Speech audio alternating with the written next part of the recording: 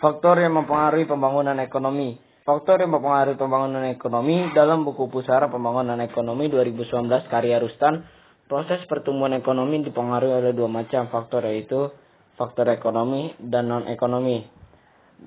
Yang termaksud faktor ekonomi yaitu berikut faktor mempengaruhi pembangunan ekonomi. 1. Sumber alam atau tanah. Kedua, pada sumber alam atau tanah mencakup mengenai kesuburan tanah, letak dan susunannya, dan kekayaan alam. Selain itu mencakup mineral, iklim, sumber air atau sumber laut. Akumulasi modal. Modal berarti persediaan faktor produksi yang secara fisik dapat direproduksi. Apabila stok modal naik dalam waktu tertentu, maka disebut akumulasi modal atau pembentukan modal. Makna pembentukan modal adalah masyarakat tidak melakukan keseluruhan kegiatannya saat ini sekadar untuk memenuhi kebutuhan dan keinginan konsumsi yang mendesak. Dampak pembangunan ekonomi. Dampak pembangunan ekonomi ada dua, yaitu positif dan negatif.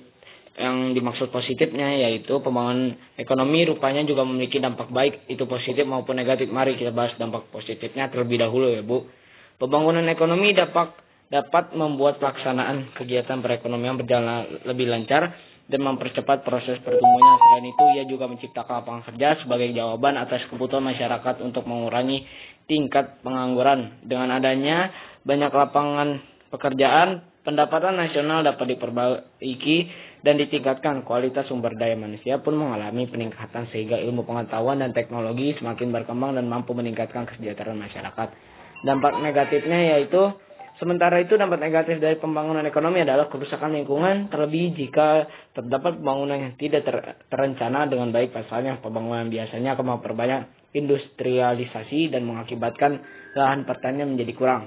Kondisi ini diperparah dengan ketidakdisiplinan manusia dalam pembangunan yang memicu terjadinya pencemaran tanah, air, dan udara. Sekian dari saya, Muhammad Fikri, kelompok 1.